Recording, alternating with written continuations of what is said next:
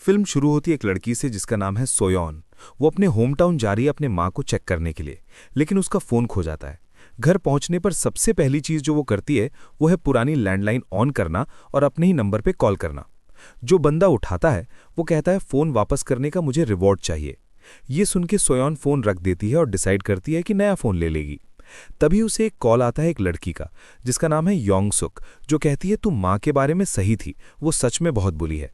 Confused होके सोयॉन समझती है कि वो लड़की उसे सुनही नाम की किसी और से मिस्टेक कर रही है। सोयॉन किसी सुनही को नहीं जानती, तो वो कहती है कि रॉन्ग नंबर है और फ़ोन रख देती है। बाद में वो हॉस्पिटल जाती है अपनी माँ से मिलने, जिन्हें ब्रेन ट्यूमर है। सोयॉन ज़्यादा देर नहीं रुकती क्योंकि वो अपनी माँ को पसंद नहीं करती और उन्हें अपने बाप की मौत के लिए जिम्मेदार मानती है। उसके बाप की मौत 20 साल पहले 1999 में हुई थी। वो घर वापस आती है और उसे फिर से कॉल आता है योंगसुक का, लेकिन वो फ़ोन रख देती है। तभी कुछ गिरने की आवाज़ आती है। वो चेक करती है और देखती है कि एक फैमिली फ़ोटो गिर गई है। उसे एक छुपी हुई बेसमेंट की डोर दिखती है। सीढ़ियाँ उतर के वो एक बॉक्स ढूंढती है जिसमें जादू की चीज़ें हैं। वहाँ योंगसुक की, जो फ़ोन पे थी, एक फ़ोटो है जिसके पीछे 1999 लिखा हुआ है। इन चीज़ों के बारे में जानने के लिए वो एक फैमिली फ्रेंड के पास जाती है और योंगसुक के बारे में पूछती है। उसे पता चलता है कि योंगसुक 20 साल पहले मार दी गई थी। उसे ये भी पता चलता है कि योंगसुक की माँ एक शामन थी जिसने ये घर सोयॉन की फैमिली को बेचा था। घर वापस आते वक्त सोयॉन एक दुकान देखती है जिसका नाम है सुनहे। वो समझती है योंगसुक इसी दुकान को कॉल करने की कोशिश कर रही थी। वो घर पहुंची और योंगसुक का फिर से कॉल आता है। योंगसुक रोती हुई कहती है कि उसकी माँ उसे जलाने वाली है। कॉल कट हो जाता है। हम देखते हैं कि योंगसुक की माँ उसे पास्ट में सच में जला रही है। शॉकिंग तौर पे हम देखते हैं सोयॉन के बेसमेंट से प्रेजेंट में धुआं आ रहा है। ये देख के सोयॉन को बहुत शौक लगता है जब वो समझती है कि किसी तरह वो पुराना फ़ोन साल 1999 और 2019 को कनेक्ट कर रहा है। योंगसुक 1999 में उसी घर में है और सोयॉन वहाँ 2019 में है। अगले दिन जब योंगसुक फिर कॉल करती है, सोयॉन उसे ये समझाने की कोशिश करती है। वो कहती है, मैंने तुम्हारी डायरी और फोटो मेरे घर पे ढूंढी। ये अजीब है और शायद तुम यकीन ना करो, लेकिन हम दोनों एक ही घर में अलग अलग टाइम पे हैं। तुम 1999 में हो और मैं 2019 में हूँ। हमारा टाइम कनेक्टेड है। क्योंकि योंगसुक समझ नहीं पाती, वो फ़ोन रखने की कोशिश करती है और कहती है ये रॉन्ग नंबर है। सोयॉन उसे रोकती है और कहती है, आज 18 अक्टूबर है। 18 अक्टूबर 1999 को एक बड़ा प्लेन क्रैश हुआ था। फिर वो फ़ोन रख देती है। अब हमें योंगसुक की दुनिया दिखाई जाती है। उसकी माँ उसे अजीब चीज़ें खिलाने पर मजबूर करती है। हमें पता चलता है कि योंगसुक को मेंटल इलनेस है, इसलिए वो काफ़ी लंबे वक्त तक मेंटल हॉस्पिटल में रही। उसकी माँ उसे कहती है, बस जो मैं कहती हूँ वो करो। एक दिन बुरी रूहें चली जाएंगी और तुम बिल्कुल ठीक हो जाओगी। बाद में टीवी देखते वक्त योंगसुक एग्जैक्टली उसी प्लेन क्रैश की न्यूज़ सुनती है जिसके बारे में सोयॉन ने उसे वॉर्न किया था। वो शॉक हो जाती है और सोयॉन पर यकीन करने लगती है। क्योंकि अब वो उसका यकीन करती है, वो सोयॉन को फिर कॉल करती है। वो दोनों अपनी जिंदगियों के बारे में बहुत सारी बातें शेयर करती हैं। योंगसुक उससे बताती है कि उसकी माँ पागल है। वो उसे जादू के रिचुअल्स में डालती रहती है। वो सोचती है योंगसुक की बीमारी इन रिचुअल से ठीक हो जाएगी, इसलिए वो अपनी माँ से नफरत करती है। सोयॉन भी मानती है कि वो अपनी माँ से नफरत करती है क्योंकि उसके बाप की मौत उनकी वजह से हुई। उसकी माँ ने गैस स्टोव ऑन छोड़ दिया और घर में आग लग गई। इस एक्सीडेंट में उसके बाप की मौत हो गई। अगले दिन हम देखते हैं सोयॉन की फैमिली 1999 में घर आती है। छोटी सोयॉन को देख के योंगसुक समझती है कि यही फ्यूचर वाली लड़की है। वो जल्दी से सोयॉन को फ़ोन पे लगाती है और सोयॉन रोती है जब वो अपने डैड और अपनी छोटी सेल्फ को बात करते सुनती है। ये उसके लिए बहुत खुशी का पल था। इसके बाद योंगसुक सोयॉन को कहती है कि उसके बाप बहुत अच्छे इंसान हैं। वो कहती है, मैं कोशिश करूंगी उन्हें बचाने की। वो फायर एक्सीडेंट जो सोयॉन के बाप की जान लेने वाली थी, 2 दिन में होने वाली थी। एक्सीडेंट वाले दिन योंगसुक छुप छुप के बाहर निकलती है और सोयॉन के पुराने घर जाती है। वो आग लगने से पहले गैस स्टोव बंद कर देती है। इस एक्शन से प्रेजेंट की रियलिटी बिल्कुल बदल जाती है क्योंकि पास्ट बदल गया था। सोयॉन की दुखद जिंदगी बहुत खुशहाल हो जाती है। उसके छोटे बाल लंबे हो जाते हैं। इस नई जिंदगी में उसके पास मॉडर्न फ़ोन है और सुंदर कमरा है। सबसे ज़रूरी बात, उसके बाप जिंदा हैं और उसके साथ रह रहे हैं, इसलिए सब कुछ इतना परफेक्ट है। उसके पैर पे अब कोई बर्न का निशान नहीं है। ये देख के सोयॉन को बहुत एक्साइटमेंट होती है। वो समझती है कि पास्ट बदलने से प्रेजेंट भी बदल जाता है। पूरी टाइमलाइन अपडेट हो जाती है। सोयॉन अपने बाप को हक करने में बहुत खुश है। इधर योंगसुक अपने घर की दीवार पे एक हाथ का निशान बनाती है। अचानक वो हाथ का निशान सोयोन के घर में प्रेजेंट में भी दिखाई देता है। सोयोन देखती है कि एक छोटी सी बात भी फ्यूचर बदल सकती है। वो बहुत खुश और शुक्रगुजार है इन बदलावों के लिए। लेकिन 1999 में योंगसुक की जिंदगी अभी भी बुरी है। उसकी माँ उसे अभी भी तड़ाती है और वो बहुत नाखुश है। बात और तब बुरा होती है जब योंगसुक की माँ को पता चलता है कि योंगसुक फोन पे किसी से बात कर रही है। माँ सोयोन से कहती है, तुम जो भी हो मेरी बेटी को अकेला छोड़ दो। फिर वो फोन रख देती है और योंगसुक पे और अजीब रिचुअल्स करने लगती है।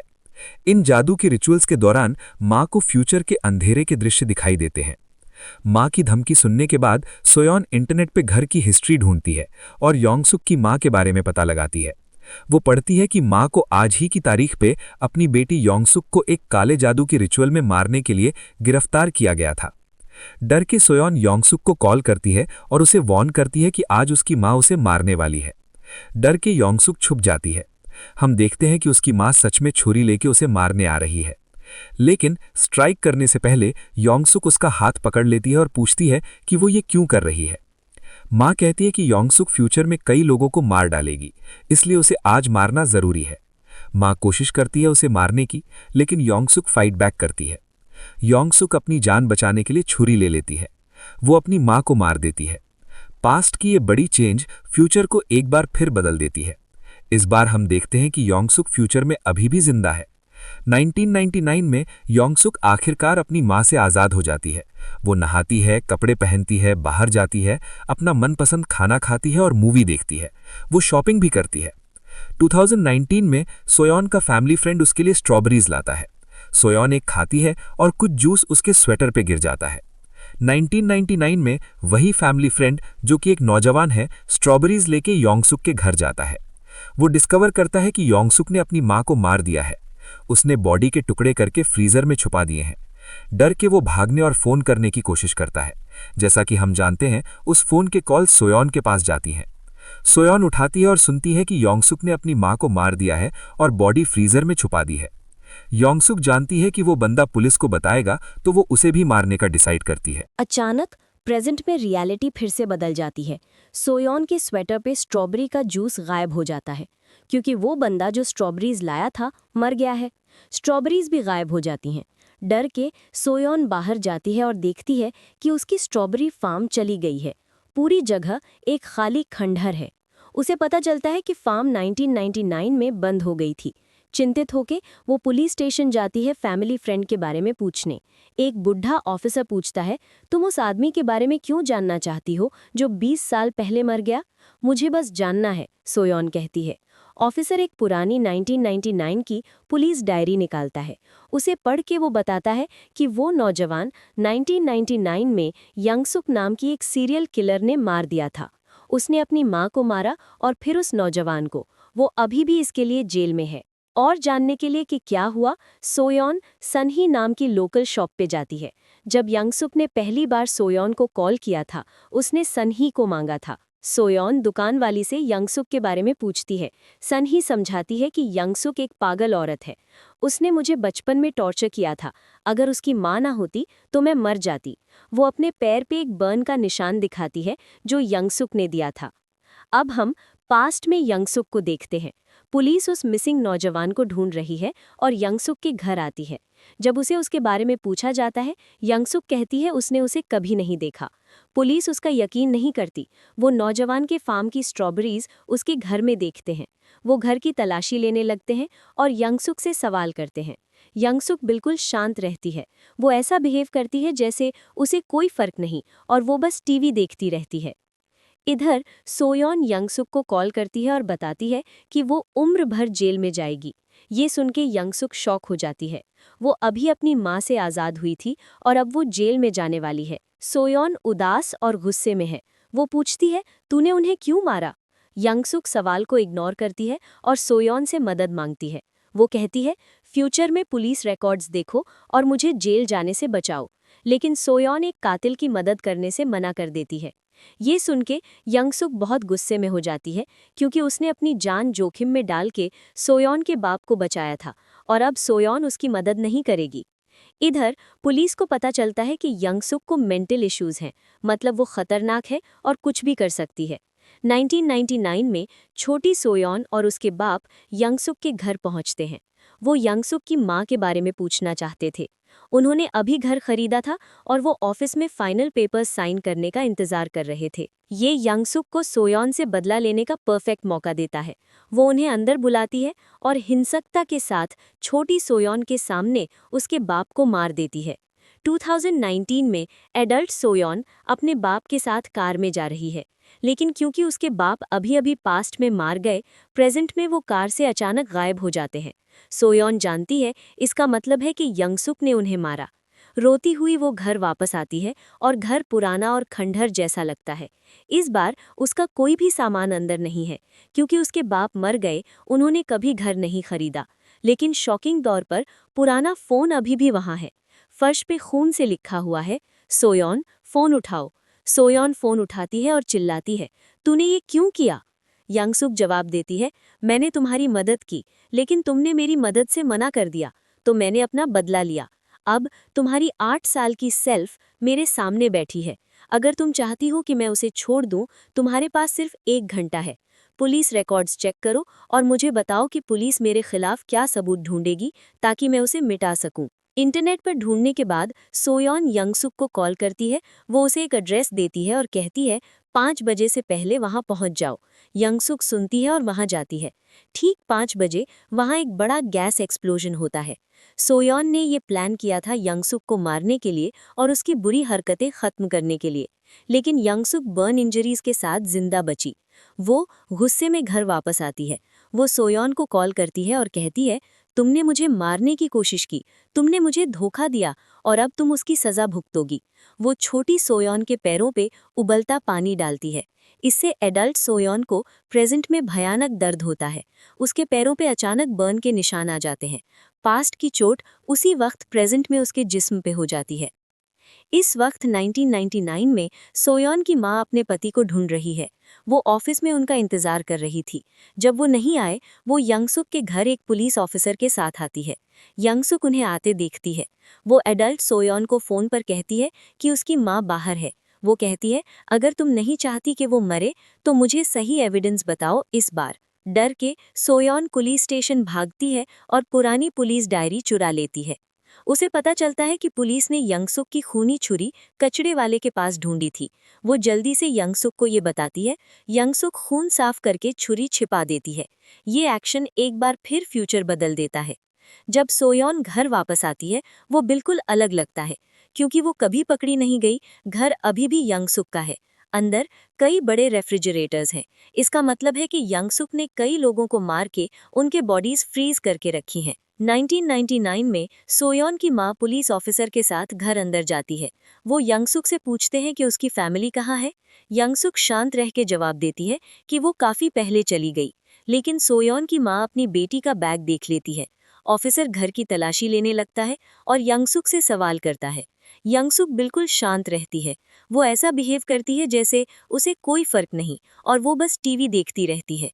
इधर सोयोन यंगसुक को कॉल करती है और बताती है कि वो उम्र भर जेल में जाएगी। इधर 2019 में द बुढ़ी Youngsuk is also alive and in the house with Soyeon. 1999 में सोयोन की मां पुराने फोन से अपने पति के सेलफोन पे कॉल करती है, लेकिन कॉल 2019 में एडल्ट सोयोन तक पहुंची। वो उठाती है और उसे वॉर्न करती है, मां वहां से निकल जाओ, वो लड़की तुम्हें और ऑफिसर को मारने वाली है। इसकी मां इस अजीब आवाज से कंफ्यूज्ड है, लेकिन अचानक यंगसुक एक फायर एक्सटिंग्विशर उठा के पुलिस ऑफिसर को मार देती है। सोयोन समझ जाती है कि फोन पर दी गई वार्निंग सच थी। जल्दी वो एक रूम में फोन लेके अंदर बंद हो जाती है। प्रेजेंट में कोई एडल्ट सोयोन पे अचानक हमला करता है। वो बुढ़ी यंगसुक का वर्जन है। सोयोन भाग निकलने में कामयाब होती है। बुढ़ी यंगसुक चिल्लाती है, मैं नहीं समझती क्यों तुम मुझसे इतनी नफरत करती हो। हम दोनों असलियत में एक जैसी हैं। तुम जानती हो कि तुम्हारे बाप की मौत तुम्हारी अपनी गलती की वजह से हुई। स्टोव तुमने ऑन छोड़ दिया, लेकिन तुमने पुलिस को इसका इल्जाम अपनी माँ पे लगाया। यंगसुक को ये राज तब पता चला था जब उसने सोयोन के बाप को बचाया था। ये सुन के एडल्ट सोयोन भाग के एक रूम में फोन लेके बंद हो जाती है। फोन पर 1999 में उसकी माँ मदद मांग रही है। सोयॉन उसे कहती है, माँ, बाहर रखा फायर एक्सटिंग्विशर यूज करो लड़ने के लिए। इससे पहले कि सोयॉन की माँ कुछ कर सके, यंगसुक छोटी सोयॉन को ले आती है और उसे दरवाजे के बाहर थ्रेट करती है। अपनी बेटी के रोने की आवाज सुनकर माँ उसे बचाने के लिए दरवाजा खोलती है। जैसे ही वो बाहर निकलती है, यंगसुक छुरी से उसके ऊपर हमला करती है। छोटी सोयॉन को बचाते वक्त फाइट करके माँ बहुत बुरी तरह से जख्मी हो जाती है। उसी वक्त एडल्ट सोयॉन के कपड़ों पे खून दिखने लगता है। 1999 में माँ और यंगसुक जोर से लड़ते हैं। अपनी छोटी बच्ची को बचाने के लिए सोयॉन की माँ यंगसुक को पकड़ के ऊंची सीढ़ियों से नीचे कूद जाती है। वो दोनों बहुत जोर से गिरते हैं। ये एक बार फिर फ्यूचर को बदल देता है। घर जहां एडल्ट सोयॉन है, अचानक फिर से एक खाली खंडहर बन जाता है। बुढ़ी यंगसुक गायब हो जाती है। घबरा के सोयॉन हॉस्पिटल भागती है और अपनी माँ के बारे में पूछती है, लेकिन वो वहां नहीं है। फिर सोयॉन कब्रिस्तान जाती है और अपने बाप की कब्र देखती है। वो डरती है कि उसकी माँ गिरने में मर गई। अकेले चलते हुए वो रोती है, ये सोचते हुए कि उसने दोनों माता पिता खो दिए। लेकिन अचानक उसकी माँ उसका नाम लेती है और उसकी तरफ चल के आती है। उसकी माँ जिंदा है और काफी बुढ़ी लगने लगती है। उसके गले और बॉडी पे कई निशान हैं। ये दिखाता है कि वो यंगसुक से गिरने से बच गई। सोयॉन बहुत खुश हो जाती है।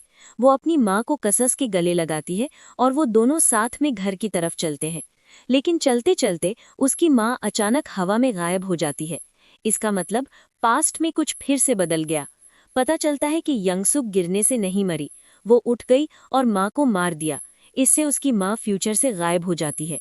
आखिरी सीन में हम ये देखते हैं कि एडल्ट सोयॉन अंधेरी बेसमेंट में एक कुर्सी से बंधा हुआ है।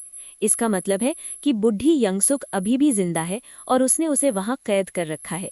फिल्म इसी डरावनी और सस्पेंसफुल सीन पे खत्म होती है।